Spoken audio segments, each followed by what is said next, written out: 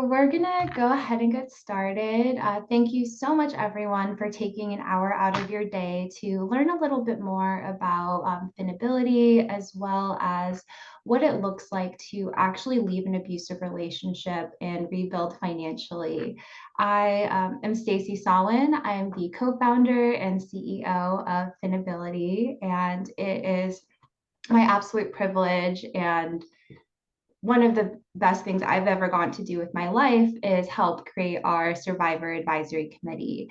A bit about Finability, we are a 501c3 nonprofit with the mission of financially empowering survivors of domestic abuse. And what makes our organization so special really is this Survivor Advisory Committee.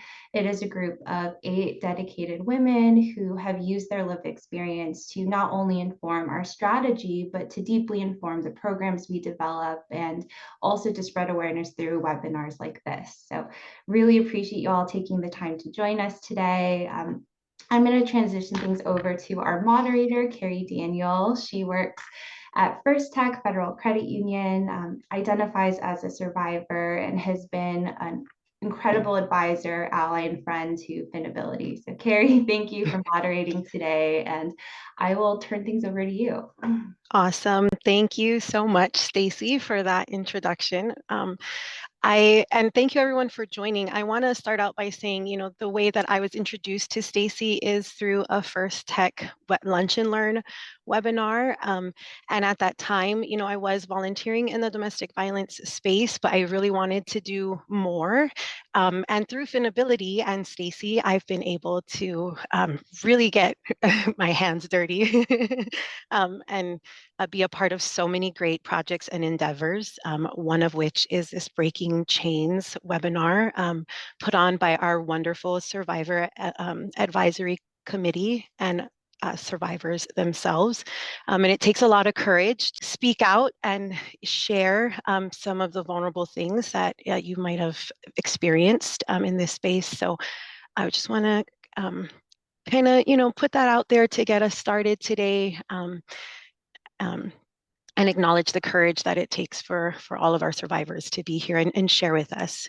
Real quickly, before we get into some of the questions, I'd like to call on some of our panelists individually to introduce themselves for just a quick bit. Emily, would you be willing to go first for us? Of course. Hi, I am Emily Cathell. I'm from Wilmington, Delaware, on the East Coast. By profession, I'm a school counselor. I am also a mom of 3 little ones who are now 5, 6, and 8 years old. So I'll share a bit about my experience with them. And I'm also a member of the Survivor Advisory Committee, and now the board, actually, the board for Finability. So super excited to be here and to share with all of you guys. Awesome. Thank you, Emily, for going first. Cherry, would you be willing to share next? Hello, good afternoon. My name is Cherry. Thank you for joining us. I am from Los Angeles, California. I was born and raised in the Philippines, and I have 4 children. And I have 2 teenagers now, and I have 2 little ones. I have 2 boys and 2 girls. So I have quite like a busy life. Profession-wise, I am a sales and marketing manager at Gifted by Free From. It is also a social enterprise. It's an online store that helps survivors of domestic violence as well.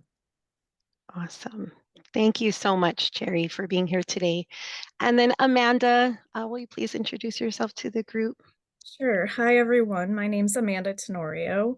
My background, I'm a social worker. I have my master's in social work from USC in Southern California. I now live in Baltimore, Maryland. So for the past 14 years, I've worked with domestic violence victims. And currently transitioned. I'm now an abuse intervention program facilitator, and I'm a staff investigator for the Innocence Project. I have 2 children who are now 21 and 18, so I'm going through the college transitions. And I'm just excited to get to share with you all how financial support can really break the chains of domestic violence. Awesome. Yes, thank you so much for being here to share some of your insight that comes from that background experience that you have. Um, and just real quickly, I myself am also a survivor. Um, you know, I wholeheartedly understand what it's like to rebuild your life after abuse, starting from the ground up.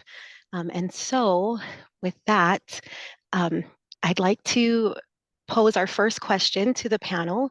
Can you tell us what it was like day one after leaving? What financial challenges did you face?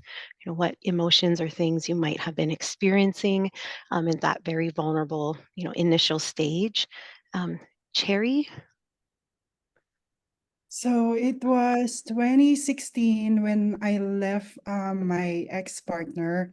And I remember that day too. It was Memorial Day. It was May 29th, I think.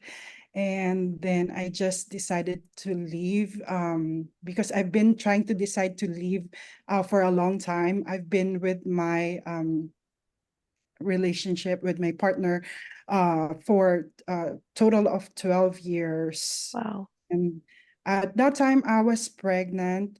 And so on the first day when I left, I went to a friend's house and I felt so much relief because I know that that was like a start of something.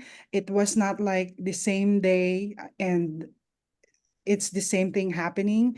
So I embraced kind of like the change. I was ready to leave. I just like at a snap of a finger said to myself, I'm going to leave. I've been attempting this for a long time.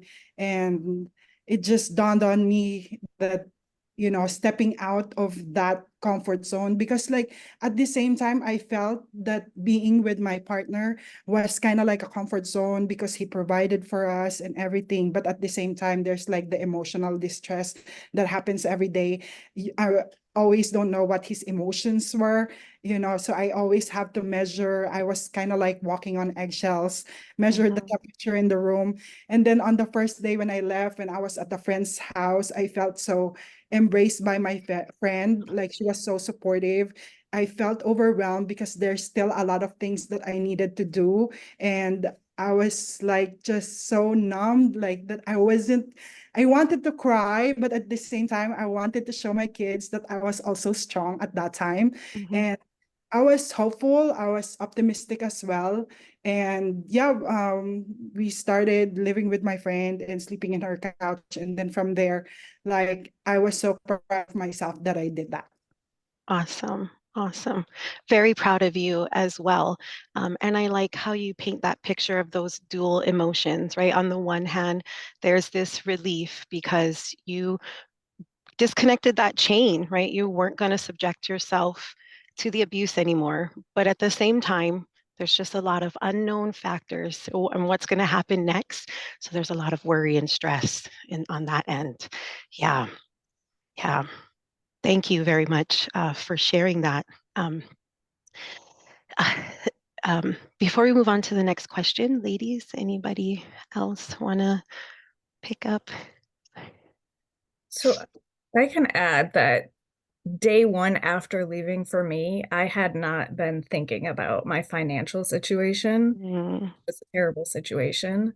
It just wasn't something that crossed my mind. I left with the assistance of the police. They put my kids and I in hiding until they found a safe house for us. mhm. My abuser was arrested. This was in 2010. He's still incarcerated. So I didn't have that fear to deal with anymore. But I was homeless because I wasn't safe to go back to or to our house.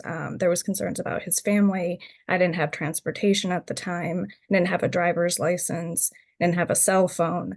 I wasn't thinking about all those logistics. I was very blessed that I had a detective, I had an advocate, I had a big support team around me. So, but that was why I was able to get out that time and not the other 10 times that I tried to leave, was because I had a support system that said, we'll get you in a hotel, we'll get you to a shelter, we'll get you a phone. Like all these things will just happen as they happen organically. But I was not in a position at that time to think about what my finances were. I didn't have a debit card. I didn't have access to the bank.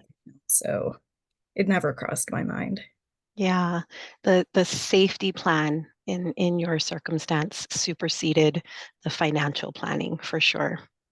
Yeah, so glad that you and your children were able to find safety that time. Yeah, awesome. Um, so then, panel, by day 100, how were things different, especially pertaining to your financial situation? What were some of those things that changed kind of early on? Um, Cherry, would you be willing to share once more? Day 100, that is kind of like 3 months and a half of being away from the abusive relationship.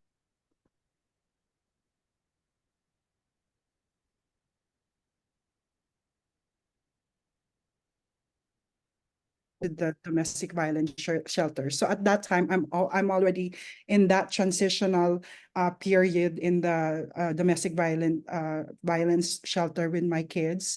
And over there, they had like a lot of classes because the healing was approached in a holistic way.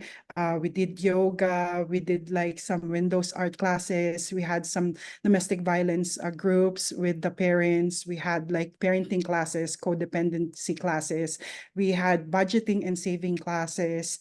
And at that time, I had food stamps, and then I also had like cash aid because like I didn't have a job and I was pregnant. And I didn't like that I had to rely on the government, but that's the only resource that I had, and the shelter as well. And it's a very supportive community. So from there, I started building kind of like my savings because I had to like pay them like a little bit of like a program fee or rent. I had to pay the utilities. So they're teaching us how to be more financially responsible. And at the same time, they're teaching us how to do our budgeting, like how to not get over with your emotions, and like I only had like a little bit of like, I think I was receiving like $800 worth of food stamps at that time. And for 30 days, I have to make that, Mhm. budget. And also I was so grateful because like the shelter, they had canned goods, they had like extra food to spare. And then like whenever we tell them that like we're short, like they always have a way of like assisting, because sometimes there's like some donors who would give us some gift cards for us to do our groceries. I'm very, very thankful about that. And like, I'm very thankful that I found the resources in time, because I was so worried after 30 days of being in the emergency shelter that I wouldn't get into the domestic violence shelter. And the domestic violence shelter happens to have a really good intact program guiding us towards our financial sustainability. Yes, yes, they do. Great testament to how impactful nonprofits and programs out there like shelters are for people who need it. And you painted a very clear picture of that holistic services, right? From government assistance, social services, therapy, mind and well-being in that sense, with yoga, very holistic picture of just trying to, get your life back, get back to some feeling of normal. Yeah. Emily, did you have anything to add to that question? Yeah, I'll chime in. My Thank you. situations are kind of similar to both of the ladies on this panel. Um, I did have a PFA against my ex, so I did have some support through outside agencies, the police working with me on my case, and I also had some supportive friends and family. So I think that was huge for kind of helping me at the time. Day one feels very surreal. You're just trying to get out, and your main concern is safety, not necessarily finances. And then kind of everything starts to set in after, a couple months. It's very humbling for me now to reflect on what's been 5 years ago when I first left a dysfunctional relationship. I was very scared to leave for many reasons. due to emotional and physical abuse. And then I was also completely worried about having to financially provide for my 3 children as a single parent. As I mentioned, I have 3 kids. So at the time, 3 babies in daycare.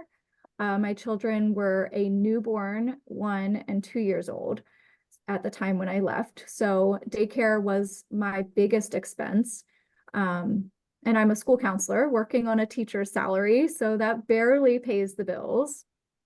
And even though I carried most of the financial responsibility throughout the relationship, once I had my 3rd baby, I knew I would be in over my head with daycare costs when I left.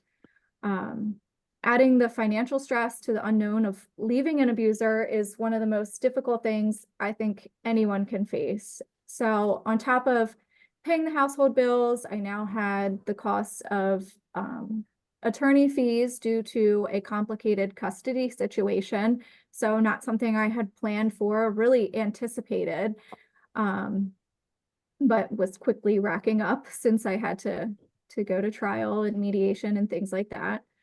I ended up opening credit cards because I had a decent credit score at the time and I needed money to pay for groceries and just daily living expenses.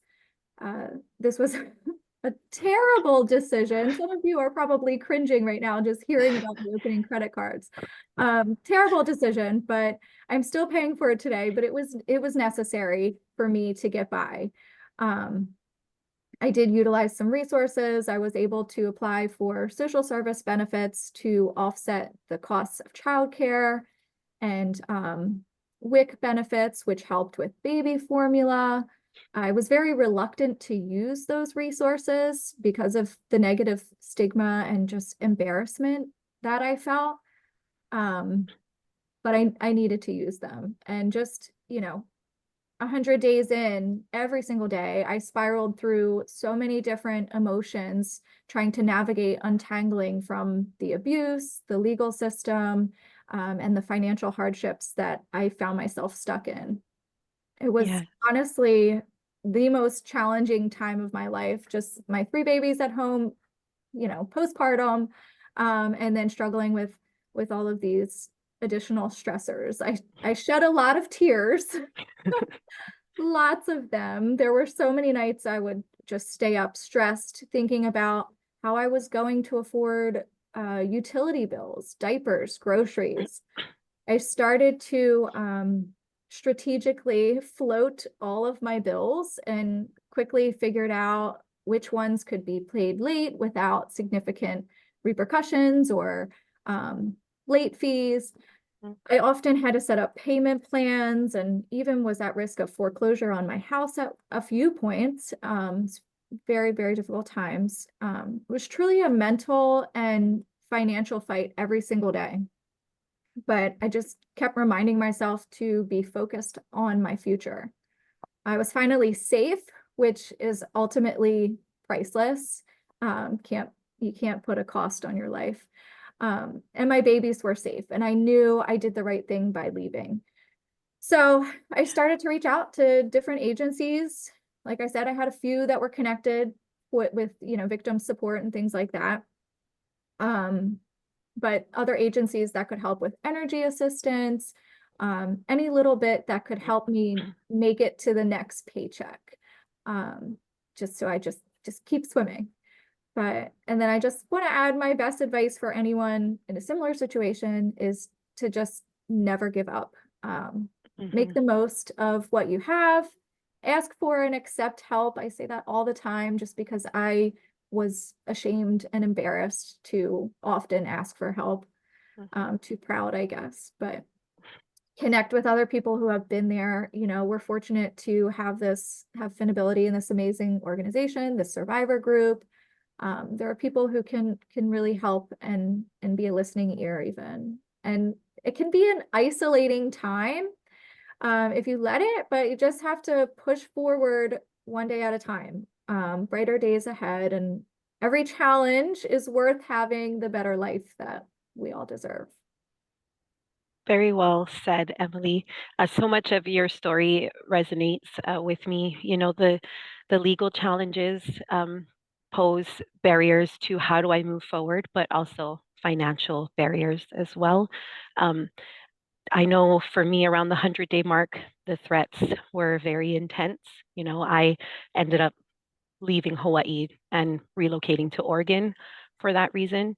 And then you're navigating, I had little ones in diapers, you're navigating job finding, seeking out those resources, social services, and all of that. Yeah. Thank you so much for sharing that. I did see that we had a question in the chat, and we are going to have some time for questions at the end. But real quickly, I would like to interject and take a pause. Ryan asked, since a lot of people on this call who work for First Tech or work in the financial industry, are here, what are some ways that you all might be able to use your knowledge and experience to help domestic violence survivors? And that is a really great question because Finability does host a financial counseling program. And individuals like yourselves who do work in the financial sector can absolutely leverage your knowledge and expertise through this program. We do provide trauma-informed advocacy training so that you can meet survivors, where they're at, considering their situation, but then also help with the financial planning, so they don't have to pay for lawyers on their credit cards or don't end up doing that, and we find alternatives. Great question, Ryan. Thank you. Now let's talk about 1,000 days post separation. So that's roughly, a couple years out compared to like 3 months or so. What did your finances or your life look like then? Emily?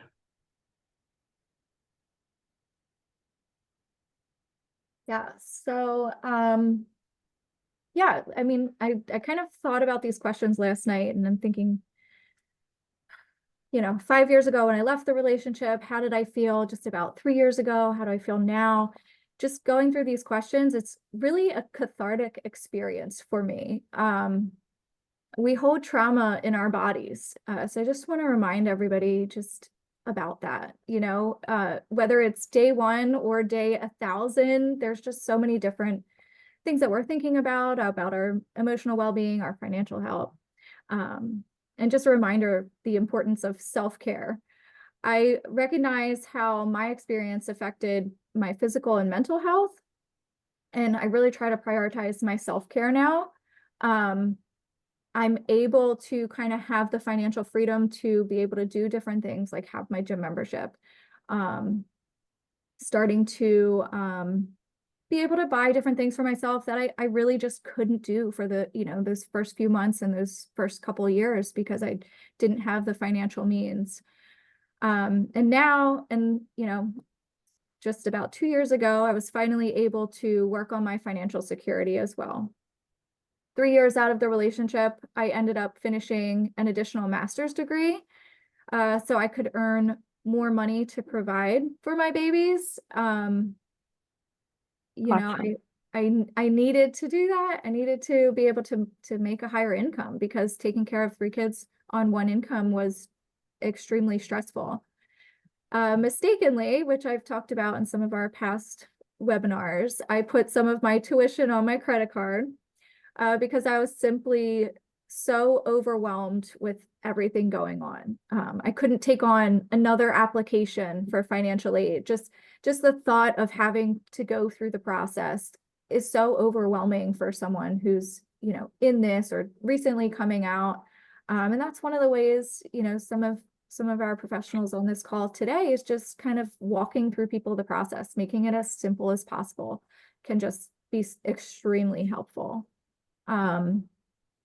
Obviously I'm still paying for that mistake 5 years out, but like I said, it was all worth it. I still have credit cards, that are higher than I would like, but I'm much more financially stable. And after 1,000 days, I felt some financial relief from being able to utilize the social service supports. I was able to decline them. I no longer use any type of supports, which is awesome. I felt really proud of myself to get back on my feet. But, you know, I will never forget how I felt those first few days and months out. And I don't want anyone to face those challenges alone or experience that overwhelming despair, which is really why I'm so dedicated to helping others by sharing my story and raising awareness for our communities, trying to create these programs because I know how they can have such a huge impact. Yeah. One of the things I started to recognize the unhealthy habits I had created surrounding money. I realized, yeah, I was going to the grocery store, you know, probably 2 or 3 years even after I had left the relationship, and I started to realize I felt extreme anxiety surrounding going to the grocery store, because I was always in fear of not having enough money for things I would need. Like going to the grocery store when I was really struggling was such a difficult time for me because I never had enough money to get what I needed, or I had to kind of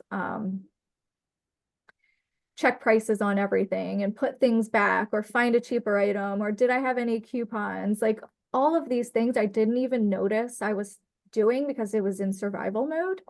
Um, but I had to do that. And it was just, you know, an anxiety provoking time for me. And I had to unlearn some of these behaviors, constantly reminding myself that things are okay.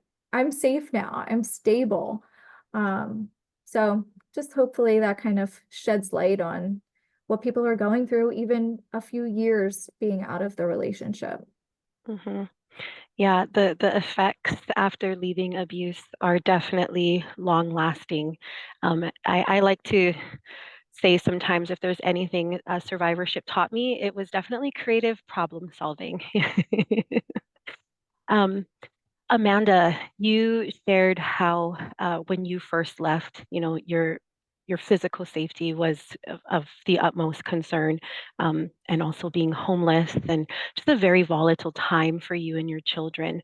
Um, what did, you know, some of that time away start to look like for you, especially in the way of your finances and life? So yeah, thinking about 1,000 days, I'm thinking that's 2.5 years. So I left in February and then I was in a shelter until July. So I had a case manager who helped me apply for food stamps, like Cherry. I didn't have as many kids. I had 2 kids. So my monthly amount was like 500 and some $512. And then I had my cash assistance, which was $389. That was used, you know, to buy the bus pass because I didn't have transportation. I would walk my Mhm. son to school. I would bus my daughter to daycare and then bus myself to the center where I had to go to look for jobs, trying like regain employment. So I was connecting with people that way. My case manager was helping me just start to come up with a budget while I was in shelter, because obviously I didn't have to pay housing expenses. And at about the 4 month mark was when we started talking about a long-term plan. Well, there was no long-term options for me. I had now had an eviction on my record. Unfortunately, the apartment I shared with my abuser hadn't been paid for a couple of months prior to me leaving. And then, of course, wasn't going to get paid after I left. Um, the other reality of it was the last 2 weeks there, he had held my son and I hostage for those 2 weeks, which is why he's serving a 55-year sentence right now for everything that happened in those 2 years. So Wow. you can imagine the scene was a lot of damage was done to the house. Mhm. Um, as a victim, you are responsible for crime scene cleanup, even if you're Yeah. not going to return to the crime scene, which is incredibly expensive. All the damages to the house. So I found out that I was going to have to pay like $12,000 Oh my to get that gosh. eviction cleared off my record. So there was no options for housing. So I was blessed in that I went into a transitional housing program. And it was a 2 year program. Um, my situation was fairly unique to them. So they got a new property for me that was completely removed off site from everyone else's. Worked out how the utilities were going to go in their name, so I wouldn't have to pay utilities and also couldn't be tracked that way. So it was a lot of Yes. planning. But then immediately when I went in that program in August, which they gave me the keys to the house on my daughter's 5th birthday, which was like, so my daughter talks about it when she speaks about her childhood experience. So I always add that in there. But that was where we spent her 5th birthday and had a birthday party. But they really then immediately started working with me on finances. This is a 2-year program. 2 years is going to go by very fast. And where do you see yourself in 2 years from now? And I couldn't think 2 years out. I couldn't think past the next day because, like Emily and Cherry said, we're in survival mode. You don't think 2 years out when you're in an abusive relationship. You just go minute by minute. But it was starting with pulling my credit report. I'd never done that before. And seeing when I went in, I had a 333 credit score, which I didn't know they go that low. I had over $50,000 in debt, no driver's license, had just started a job that I got lined up at the same time I was moving in. So then it's working with me on budgeting. And it could be very simple. You have your food stamps. How much are you going to use out of those each week? What do you need? Making a meal plan. It was very tedious and something that was unfamiliar to me, but became habit for me. And in the 2 years that I was in the program, we paid 30% of our income was our rent. And then 10% went straight into an escrow account that they managed. We filed our taxes with them, and then our whole entire tax refund would go into that same account. And as the account got built up, we would meet with this credit counselor every month. And you would talk about, we kept going back over what are your debts and how do we negotiate some of these debts? How do we pay them down? And she helped me learn, how do I negotiate my own debts? How do I know what to pay and what to prioritize? And so the end of my 2-year program, I had paid my debts off. My credit score was still pretty low. It was less than 600. I think it was like a 598 when I left the program. But I also left with about $16,000 in savings to help me in my next step. Unfortunately, I was living in Northern Virginia, outside of Washington, D.C., very expensive area. So buying a house was not in the cards for me, but I was still able to rent at market rate. After I left that program was when I decided, like Emily, I need to get another degree if I'm going to raise my earning potential, which was a scary decision because it also meant putting myself in some debt because I could not pay an entire master's degree. But I got a lot of scholarships, some grants, and then put the rest on student loans and have now figured out how this public service student loan forgiveness program works. So even though I'm carrying this debt, I know that there's a light at the end of the tunnel. I've become completely debt free. I don't have any credit card debt. All I have is a car payment that's almost paid off. So it was those 2 years in that program. I've been out now since 2013. Have they really set the foundation for me? So now I know every year to go check my credit. I've met like investors and mortgage officers, just things to like continue laying this foundation for me. And it was something that I eventually was able to pass on to my kids so that they don't have to go through that same struggle. So my daughter is a freshman in college. She's figuring out how she can manage her money, work, study, working in the summer. My son, graduated, went to a full-time job, and at this point in 2.5 years has saved over $50,000 because he doesn't want to mortgage a house. He wants to just buy it outright. So it's like I've been able to set the foundation for the kids as well, which was something I didn't have for myself before the relationship and did not get to learn in the relationship. So that's the silver lining of it. As horrible as it was to have to go through that experience, I was blessed in learning all of these life skills that we don't learn in school, unfortunately. We don't learn in college. And I think, I've talked to Stacy a lot about this, and that's what's so great is the fact that the program I was in was so unique and unheard of. It should be mainstream. It should be available to every survivor. And that's what I like about what Finability is doing, is making it so accessible so that other people can get through this much quicker and much easier, less red tape than what most of us may have had to go through at one point in time. Yeah, and I like how, that building the better foundation, because you've broken the cycle of abuse for yourself, but you're also passing on, a better cycle in the future for your children in the way of the financial stability. So, yeah, that's very powerful. Thank you for sharing. You. Cherry, how did it look for you? Thousand days out.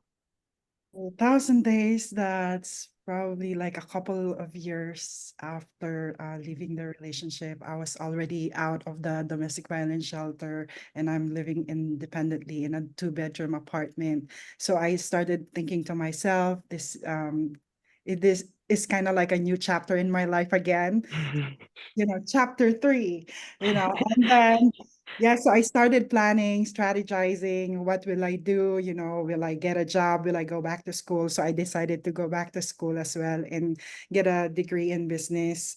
And so after finishing that degree, I was working with the Superior Court as a paralegal because of the program as well, called Work Study, under the GAIN program, because at that time I was still kind of a little bit relying on government assistance. And then after getting my degree and after working at the court, the pandemic happened. And so I was so worried because everything was shut down. And so here we go again, like everything just crumbles apart, like just when like you're starting to rebuild your life. Mhm. Then luckily I had my friend who worked at Gifted, and she told me, hey, we need some help at work. And so we need you for kind of like 3 days. And what turned out to be 3 days became a week. And then a week, like the sales at our online store just kind of like racked up because like it was like online, like just delivery. And so weeks turned into months, and now I am still there working for Gifted by Free From, and it's such a wonderful community. While I was there, and while I was after 1,000 days, I was able to rebuild my credit. I remember my credit shutting up to 750, and every single month, just like Amanda was saying, like I was checking my credit. Then like how they notify you, like, oh, your Mhm. credit has changed and these are the factors. And then I Mhm. started watching videos and workshops, on how to increase your credit. And so I was working at that time too. So I was like saving. I accumulated a lot of savings because I also accumulated a lot of debt from the Mhm. relationship. My credit card was swiped without my knowledge, and I had like loans. I remember myself like driving from payday loan to payday loan to payday loan just to borrow and, you know, give it back, borrow it again, give it back. And then Mhm. it was just like a cycle. And I was able to repay that, and also like our utilities.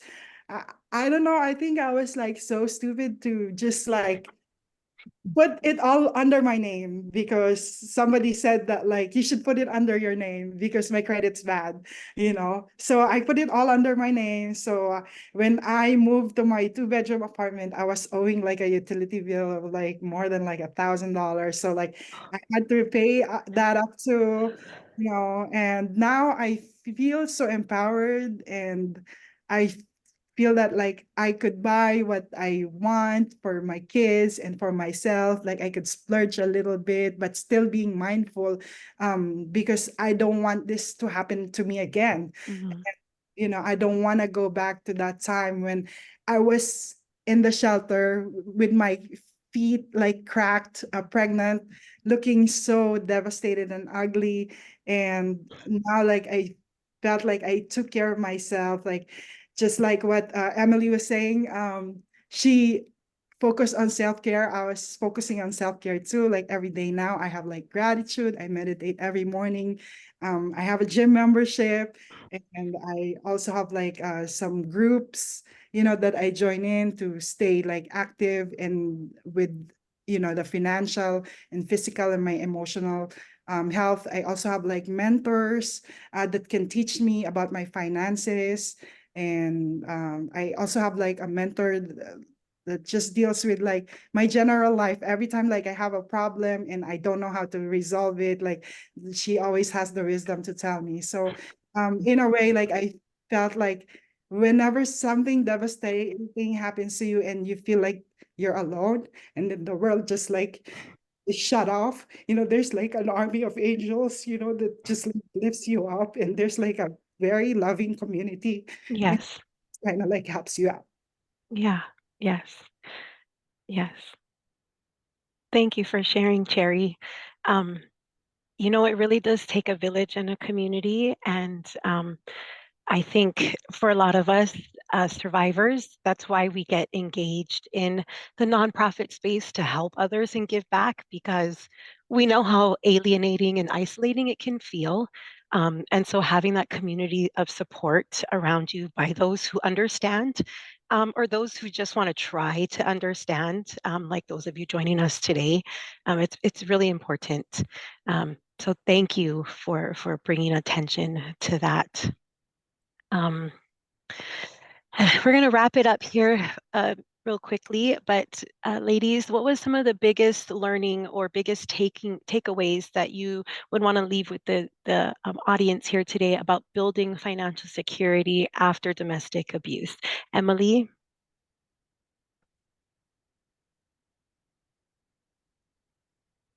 I would say, just meeting someone where they are, survivors, victims, we've been through so many different things. All of our stories and experiences are so different.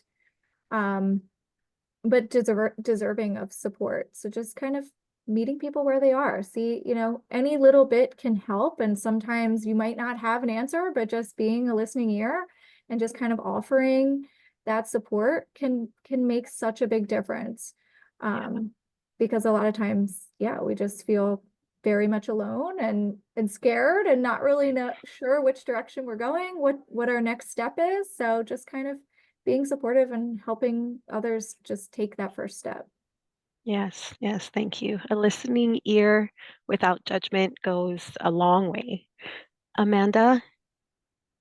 I think my biggest learning was to live within my means, which when you come from I had no income and had nothing to every time I, got a job or a raise, it was more money. There's temptation there because I kept thinking to myself how long I've gone without, but it taught me to have like patience and self-discipline.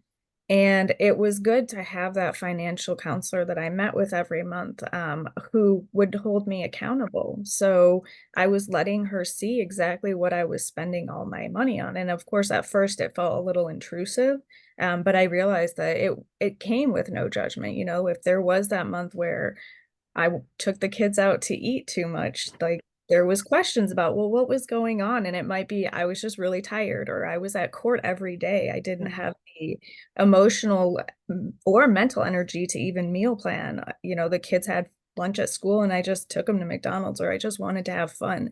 And she allowed me that space to do that, but then kind of brought me back to have patience and have discipline. And now I am an incredibly frugal person. I hate when people call me cheap. I'm like, I'm not cheap. I am frugal. And if I have the money, I still like sometimes have a hard time spending it. I'm like, well, I can go to the thrift store for that. But I think that it's been a healthy balance for me to learn that I have this patience for a bigger financial endeavor. And so the smaller ones for me, even, every time I see the money in the account, I don't have to empty it like it's burning a hole in my pocket. And I also learned that if I want something, I can work an extra job. There's so many ways you can make money. If it's DoorDash or Amazon, like that you find the time and you find the way to make it work, with whatever your situation is. Yeah, one thing about survivors, we really develop all of these great skills, I think, through our trauma, that really carry us through, push us to the next level. Yeah, um, thank you. Cherry, Okay, so I was being emotional earlier, but right that's now, okay. You're okay, please. thank you so much. I'm going to have like a fun twist to what I learned the most. For me, it's kind of like losing weight. Who can relate, right? Setting a goal, like I Yes. want to lose 10 pounds. But you can also apply it to your finances, like I want to gain like $20,000 more this year. And like, how am I going to work on my goal like that? Just like what Amanda is saying, you have to make it work. Like if you have to do like a part-time job of some sort, like go for it. Like there's a lot of like money making opportunities out there. It's just our willingness and the effort and the discipline that we put into, and just be consistent. And I know that sometimes, like there's like the impulse buying that involves like a lot of your emotions, but I really need that dress so that I could wear it and I could like, show it to my friends or to, and yeah, the emotions come in. Like there's a lot of things that like the buying and spending like has to do a lot of your emotions. But as long as like you're level headed, you go with the facts.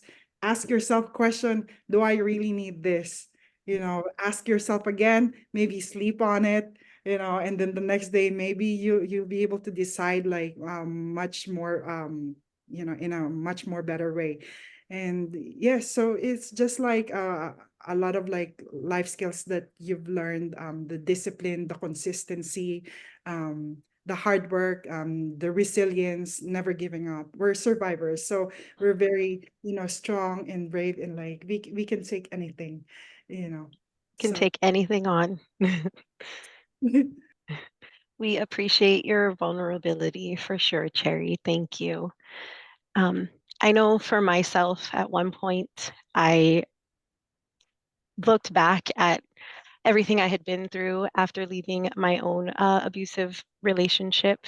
And one day just thinking, oh my gosh, if someone had told me 2 years ago that I would actually like overcome all those hurdles and feel this free and feel this grateful, I I would never have believed them, and it made me wish that I just only wish I had done it sooner. That was my biggest takeaway. Um, there was a lot of unknowns, a lot of scary decisions to make. Um, but when I came out of it and felt free and safe, I just only had wished I had done it sooner. That's probably my biggest takeaway there. Um, for our last 10 minutes that we have, um, is there, well, I'm so sorry. Panelists, anything else that you'd like to share before we wrap up, or before we move over to the Q&A portion? Awesome. Thank you again, ladies, for your time today. So audience, if there's any questions that anyone has, feel free to either chat them in or use the raise your hand feature at the bottom of your screen. And then like Ryan had asked earlier about how can others get involved in our financial counseling program, or how can others leverage your expertise in the financial industry, excuse me. The opportunity is posted on Give to sign up for the financial counseling program if you're interested in becoming a mentor. And I do see, Stacy, you did respond to that in the chat. My apologies. Let's see. Looks like we do have a question here from Stan. Was there one or two pieces of financial knowledge or advice that was particularly helpful during the early days of post-separation? Anybody who wants to take that one? I think for me it was pulling that credit report and just starting to lay the foundation. So doing a budget and, like Emily said, meeting a person where they're at, because we're all going to come in a different place. Some people might have more financial literacy than others, and so gauging that with the person, because obviously, if some people don't need you to help them make a budget, and you just want to know that up front so that you're starting as the base for what that person needs. But for me, it was the credit report, and the budget was really what was the launching pad. Yeah, taking a look at that credit report, huh? I would suggest to, if you do know someone who is trying to flee abuse, and finances are most likely an issue because they are a financial abuse does occur 99% of the time in domestic violence situations. But the Legal Aid Society of any state can sometimes offer pro bono work. I know for myself, when I left my abuser, I was, significantly physically, beaten, and there was police reports and things like that that came into play. And because of those police reports and pictures and things, Legal Aid Society of Hawaii, decided to help me pro bono, and I was able to get full custody of my children. And had I not done that, I wouldn't have been able to leave and move to another state. And in the very beginning, especially the first couple of months, that alone was a huge weight off my shoulder because it allowed me to continue to make sure my children and I are safe. So leverage legal aid for sure.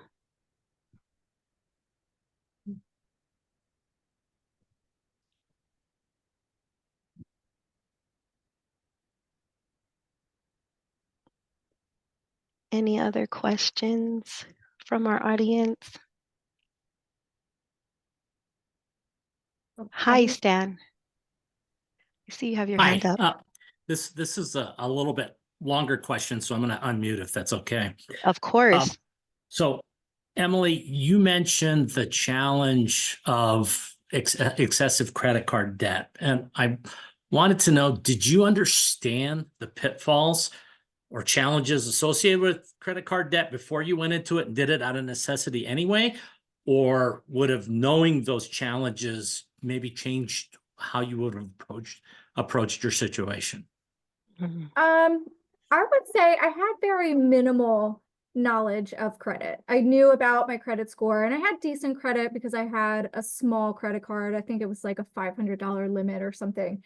But I didn't quite understand, how easily you can just get into a hole of debt and how hard it is to get out of, and interest and how the payment works and things like that. I really was not educated on it.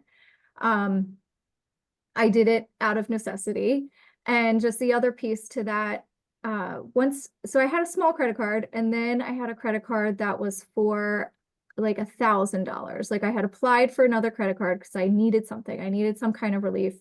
So I got that $1,000 credit card, and then, ran through that pretty quickly, made some payments on it. And then obviously I was offered more. So I think it went up to a $3,000 credit card. So, I just was not really aware of how all of that worked and how you are given more and shouldn't spend more, because of how much harder it is to pay it off. And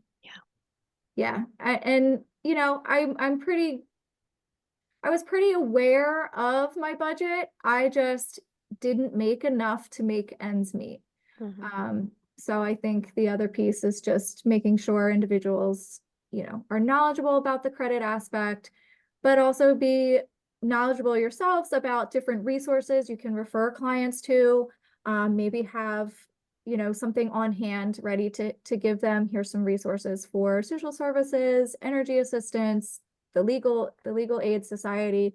All of those things are really helpful. And I didn't really have those first few days.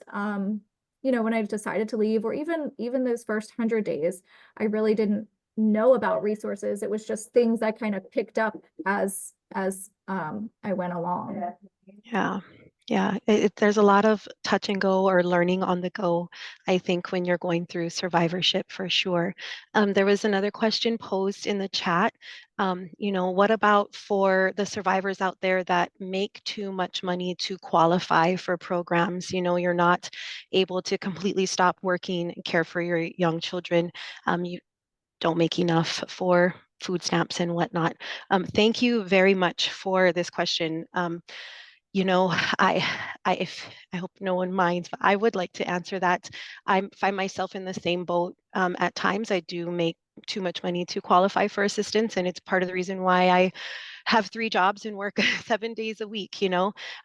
There is a lot of ways to make money out there, but with that being said, I also have to remember sometimes that I do need to step back and take care of myself. I'm also a single mom to 3 children. You know, they never see me some weeks, and that's not fun either. And so I do find breaks for myself, and um, assistance programs like utility assistance, where it's not, there's still income verification, but the threshold limits are higher, and you can often qualify for tuition. Excuse me, the utility assistance without, meeting the food stamp parameters, for example. And then a lot of DHS or self-sufficiency offices where you can apply for food stamps, a lot of times they will have free food markets, and anyone open to the public can attend these free food markets and take advantage of items that might be, nearing their shelf expiration life. So you're not, it's kind of whatever you can get, but you don't have to be qualifying for food stamps for things like that. And then I would also suggest getting connected with nonprofits, because the nonprofits, typically are not income qualifying depending on what type of assistance they're giving you, right? If it's like a cash or something, that then it might change. But there are nonprofits out there that can connect you or plug you into free diapers, free formula, clothing, for your children.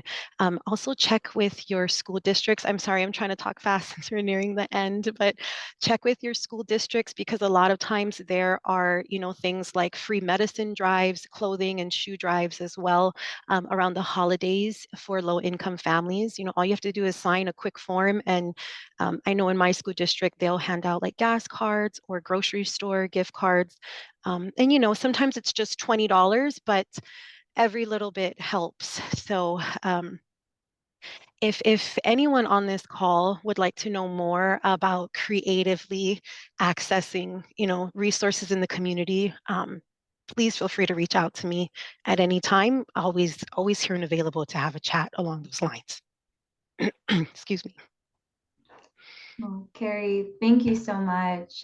Emily, Amanda, Cherry as well. I always learn so much hearing from you all. And for those in the audience, we do have a quick feedback form. I'll also send it out via email, but it's 2 questions. One is just a quick 1 to 10 sealed question, but your feedback helps us determine what kind of programming is most impactful. So please, please, please take a moment to fill that out. And thank you again to our panelists, our moderators, and just everything you've shared with us today, your courage, your vulnerability, and all of the insights. Yes. Thank you all for attending. Thank you, ladies. Thank you, everybody. Have a good day. Bye-bye.